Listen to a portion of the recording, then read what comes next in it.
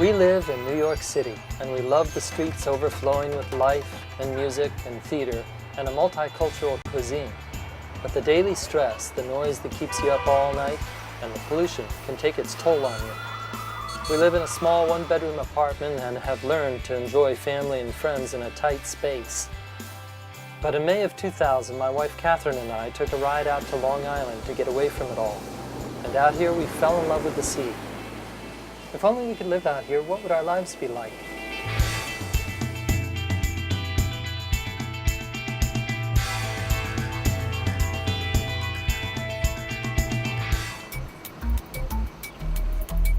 Our first thoughts were to buy a small, affordable summer shack and fix it up. We looked through real estate books, took rides with realtors, walked through many a quaint Long Island village, but we couldn't find something that really suited us. Too old, too expensive, too big. Then 1 block from the Great South Bay, we came across a vacant lot on a lake that drew us in with its huge trees. This has been up for sale again and again for the last 40 years. Someone was going to develop this. Why not us? We started our research and came up with 7 principles for building a solar home that we would call Ahalani, a Navajo word that means house made of dawn. Our research took an interesting jump in Washington, D.C., where a solar decathlon was in full swing. 14 universities were in competition to build the best solar home, experimenting with energy efficiency, small but spacious living, affordability, creating healthy interiors with environmentally friendly products, a whole lifestyle that would be sustainable. Did I say style? Would you want to live in one of these? Yeah, this is a lot of really good ideas. I intend to do some things to eliminate electricity as much as possible in my home. Seems to me eventually we're going to run out of oil.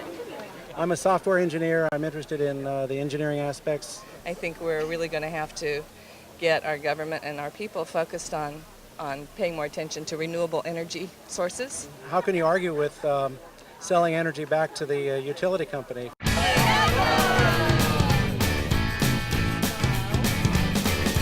Renewable energy and energy efficient building technologies are really available today. One of our goals was to also incorporate environmentally friendly materials throughout the house.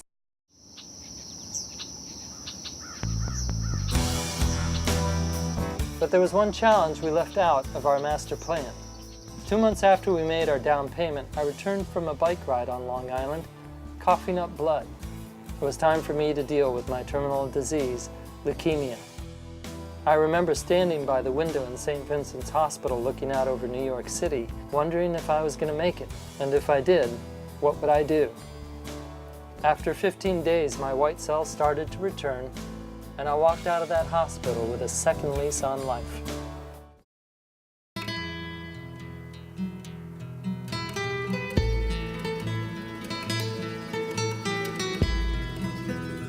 We spent the next year drawing up plans with solar architect Bill Chaliff.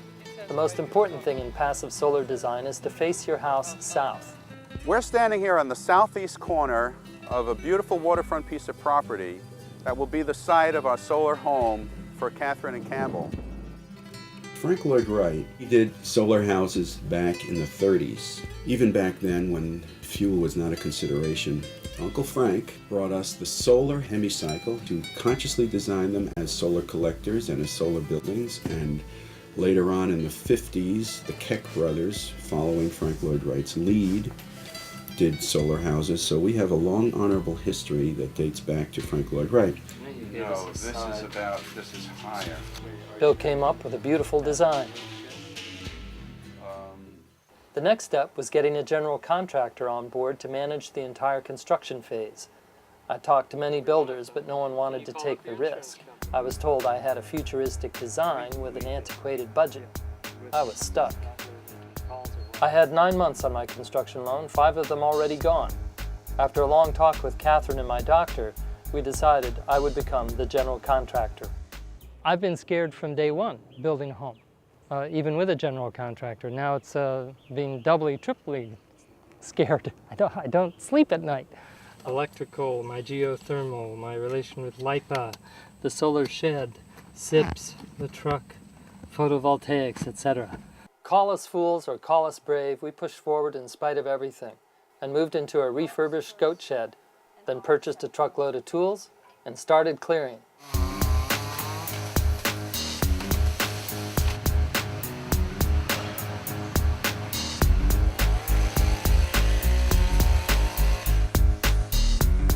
By August 2nd, we had the place cleared ourselves and hired our first subcontractor. After that, it was all in the trenches of building. We put in an air-radiant floor, something none of my workers had ever built before, and it took forever. We were building a system of air ducts that would pass through a thermal mass to store heat in the winter and cold in the summer. Anything I said about doing an air floor, it's easy? This is not easy. This was an invention of Bill Chalif's. Only 100 of these existed, all of them on Long Island. Finally, the SIPs arrived. The bones of Ahalani.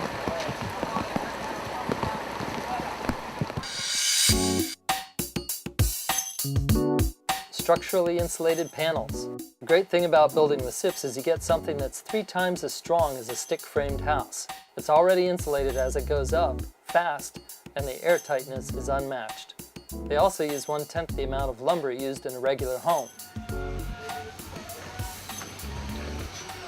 One of the most exciting thing that's going on in the solar energy industry is a building integrated solar module, where instead of mounting a rack on the roof and then putting the solar panels on that rack, now we're taking the solar panels and making them part of the roof itself, actually turning the solar panel into a building product. This is the solar material underneath. Solar energy really began in the 1950s when Bell Lab came up with the first solar energy cell. And that solar energy cell was then starting to be used in remote sites for sensors and in spacecraft like satellites, where it was the least cost option. This is a Telstar satellite up above. It's the first commercial use of the Bell photovoltaic cell. And these cells here can never run out and can never break down. There's no moving parts. But here, terrestrially, it really didn't become the least cost option for many, many applications until the mid-70s, where we started to see it in remote homes, where we started to see it on call boxes for the police, these sorts of applications. In the early 70s, we were paying as much as $200 per watt of solar panel, whereas today we're paying close to $3 or $4 a watt. So the price has dropped dramatically over the past 30 years. This is one of the main factors in bringing solar power to our homes today, is that, number one, we're seeing solar panels themselves, the type that produce electricity, becoming much, much cheaper. And we're finding that the equipment that goes along with it much more reliable. Things were going great, but then a few mistakes showed up. Nothing's absolutely perfect. In a perfect world, everything works out. The problem was either in Bill's design or in the factory or in the installation, and no one was willing to admit they'd made the mistake. I realized too late that I should have had the company install their own panels. As Bill likes to say, a mistake is not a mistake if you can fix it. The problem was, how much would that cost? Like I had mentioned to you before. My framer had overlooked one too many errors. I had to fire him and hire another. We lost our budget for finishing the inside of the house. But we moved on, finishing our passive solar system. Sun would come in through the south-facing windows, and heat would be stored in a thermal mass wall. Inside the same wall existed our chimney. As heat rises up through the chimney, it heats up another concrete duct where air will be forced down from our air handler once it's in place. Running months behind schedule and without any mechanical systems yet installed, the temperature indoors never dropped below 42 degrees, even when it was 7 degrees outside. First night in our bedroom that is sheetrocked. And we were watching the moon. It was a full moon last night. And this morning we woke up to the sunrise, which was incredible. But passive solar is only our backup system. To heat and cool a house, we went geothermal, using the temperature of water from our own well. So I've got relatively warm well water, relatively cold refrigerant. I've making the refrigerant relatively warmer. I've transferred the energy to it. I've compressed it. I've put it into, and becomes a very hot gas. I put it into an air heat exchanger where I pull relatively cold air against a relatively warm refrigerant. I warm the air. Sounds very complex, but everyone has one of these in their home. It's called a refrigerator. We're taking the air in low at the bottom and heating and cooling at the perimeter registers, and we're creating a big circulation loop through the whole house. Our aerated floor is working.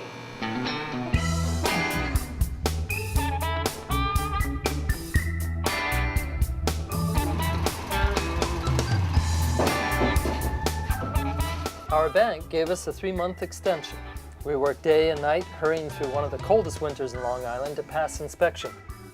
As Bill Chaliff likes to say, our house is the Swiss watch of solar homes, with more going on per square foot than any other house he's designed. We don't burn oil, hardly any natural gas, and we don't pollute the environment. You feel exposed, huh? After 2 years, our solar system has paid for itself through cashback incentives from our power company and tax credits from New York's IRS. We continue to get 1/3 of our electricity free from the sun, and we sell electricity we don't use back to the power company.